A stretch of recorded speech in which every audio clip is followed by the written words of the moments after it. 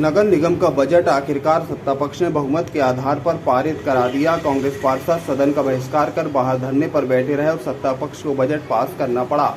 दरअसल बैठक में दोपहर के बाद जमकर हंगामा हुआ। बजट में जमीनों को बेचकर विकास करने के प्रावधान पर कांग्रेस पार्षदों ने जब आपत्ति दर्ज कराई तो सत्तापक्ष के पार्षद प्रदेश और केंद्र सरकार की योजनाएं गिनाने लगे, जिस पर कांग्रेस पार्षदों ने ऐतराज जताया और बजट पर बात करने की मांग की, लेकिन इसे लेकर सत्तापक्ष और विपक्ष के पार्षदों में जमकर बहस होने लगी। दोनों ही पक्ष के पार्षद हाथ में बजट लेकर शोर शराबा करने लगे। इसके बाद अध्यक्ष रिंकू विज ने समझाइश दी, लेकिन उससे कोई बात नहीं बनी। हंगामा बढ़ता चला गया। नगर निगम के नेता प्रतिपक्ष अमरीश मिश्रा का कहना है कि नगर सत्ता के द्वारा पेश किया गया बजट झूठ है और सिर्फ आंकड़ों की बाजीगरी है। जब विधायक, सांसद और महापौर बीजेपी के हैं तो फिर जमीनों को बेचकर विकास करने की क्या जरूरत है। वे इस बजट को किसी भी कीमत पर बर्दाश्त नहीं करेंगे। इधर सत्ता पक्ष की ओर से महापौर जगत बहादुर सिंह अन्नू ने कहा कि यह बजट शहर को महानगर बनाने वाला बजट और विपक्षी पार्षद लगभग अपनी बात रख चुके हैं। उनका रवैया गैर जिम्मेदाराना रहा। सदन को कल तक चलाने की योजना थी, लेकिन कांग्रेस पार्षदों के रवैये के कारण बजट को आज ही पास करना पड़ा। बस 2023-22 में 14 अरब और 2023-24 में 15 अरब रुपए का अनुमानित बजट पेश सदन में पेश किया था। विपक्ष का काम है सवाल उठाना, उनको वही जिम्मेदारी नागरिकों ने दी है और वो अपना सवाल उठा रहे हैं। निश्चित तौर पे उठाना चाहिए, सुझाव भी देना चाहिए। 1800 करोड़ रुपए का महत्वाकांक्षी विकास उन्मुख बजट है। ये शहर को महानगर बनाएगा निश्चित तौर पर, और चाहे केंद्र सरकार हो चाहे राज्य सरकार हो, वो हमको सहयोग भी कर रहे हैं। और यही उसका कारण है कि आने वाले 3 वर्ष के अंदर आप देखिए कि जबलपुर शहर भोपाल और इंदौर से बेहतर जाएगा। और इस पक्ष में जो बजट के बाद जो विकास की जो योजनाएं हैं तो सब थोड़ा सा शॉर्ट में कुछ जो लाई गई हैं, बहुत सारी बातें हैं। हम लोगों ने 450 करोड़ रुपए की सड़कें, नाली और नाले बनाए। हम लोगों ने 64 करोड़ रुपए की गार्डन बनाए या प्रगति पे हैं काम वो। हम लोगों ने सैकड़ों करोड़ों रुपए के और विकास कार्य किए। सब मिलाकर 1200 करोड़ रुपए से ज़्यादा के हम लोगों ने विकास कार्य पिछले अभी कार्यकाल में कर चुके हैं। लगभग 3000 करोड़ रुपए आने वाले कार्यकाल में हम लोग करने जा रहे हैं। इतने करोड़ों के हमने भुगतान किए। नगर निगम में पिछले 45 दिन 50 दिन में हम लोगों ने 125 करोड़ रुपए के विकास के भुगतान किए। हम लोगों ने वेतन के अतिरिक्त इतना भुगतान किए। 150 करोड़ रुपए हमारे नगर निगम के कोष में, बैंकों में जमा है। 150 करोड़ रुपए।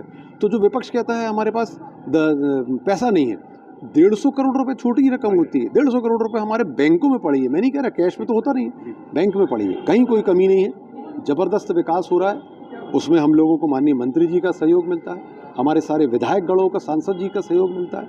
हमारे माननीय मुख्यमंत्री जी हमें कहीं रुकावट नहीं देते स्टेट गवर्नमेंट से पैसा देने में। केंद्र सरकार का पैसा हमारे पास 111 करोड़ रुपए पहले सप्ताह के अप्रैल में आ गया, जो इस वर्ष आना था। तो आप देखिए कि हमको कहीं किसी प्रकार से कोई कमी नहीं है। यानी आने वाले समय में जबलपुर जो है इंदौर भोपाल के समकक्ष है, उनसे ऊपर जाएगा और महानगर बनेगा जबलपुर शहर आने वाले 2 से 3 वर्षों में। बजट की बैठक में पार्षद मद में जो अनियमितताएं बरती जा रही हैं, भुगतान नहीं होने के कारण ठेकेदार पार्षद मद के काम नहीं कर रहे हैं, रीडेंसिफिकेशन में जो जबलपुर शहर की नगर निगम की मुख्य संपत्तियों को बेचने की बात कर विकास करने की बात की जा रही है, और एक तरफ भारतीय जनता पार्टी के माननीय मंत्री जी के प्रतिनिधि अभय सिंह ठाकुर जी द्वारा कहा जाता है कि शहर विकास में कोई फंड की कमी नहीं जाएगी। इनके सम्मानित पार्षदों द्वारा भी यही कहा जा रहा है। तो हम लोग का यही प्रश्न है कि जब शहर विकास में फंड की कमी नहीं है तो रीडेंसिफिकेशन योजना के नाम से जबलपुर की धरोहरों को क्यों बेचकर योजनाओं की स्कीम बनाई जा रही विकास कार्यों की। जब हमारे घर में ही सक्षमता है तो निश्चित तौर से, जब हमारा घर में ही कोई सक्षम है तो ज़रूरत नहीं पड़ती घर के छोटे लोगों को किसी चीज़ की बेच के अपना घर चलाने की। आज नगर निगम में ट्रिपल इंजन की सरकार है, केंद्र में भारतीय जनता पार्टी की सरकार है, प्रदेश में भारतीय जनता पार्टी की सरकार है, नगर निगम में बहुमत भारतीय जनता पार्टी का है, विधायक सम्मानीय विधायक लोग, सम्मानीय सांसद जी सब भारतीय जनता पार्टी के। उसके बाद भी अगर नगर निगम की भारतीय जनता पार्टी को सत्ता को रीडेंसिफिकेशन की योजना के नाम से हमारी धरोहरों को बेच के फंड जुटाना पड़ रहा है तो निश्चित तौर से शर्म की बात है भारतीय जनता पार्टी सरकार के लिए। या तो शर्म की बात है या नगर निगम की नगर सत्ता माननीय महापौर जी के राज में एक नया आयाम लिखने जा रही है भ्रष्टाचार का, जमीनों को बेच के बंडर बांट करने का पैसे की, और उसके बाद कार्यकाल खत्म हो जाएगा। हमने ऐसी कितनी योजनाएं देखी हैं। भारत माता का मंदिर जो हमारे रघु में भारत माता बसी हुई हैं, हर जाति धर्म के लोग हमारी भारत माँ को मानते हैं, उनके रगों में भारत माता का खून दौड़ रहा है, भारत माता हमारे रोम रोम में बसी है। उसके बाद आप 3 बजट में भारत माता का मंदिर निर्माण पूर्ण नहीं कर पा रहे हो। क्या रीडेंसिफिकेशन के नाम से ज़मीन बेचने के बाद इसमें क्या सच्चाई रहेगी कि आप जिन योजनाओं के नाम से वो ज़मीनों को बेच रहा है उस योजनाओं में क्रियान्वयन किया जाएगा? योजना भी कैसी?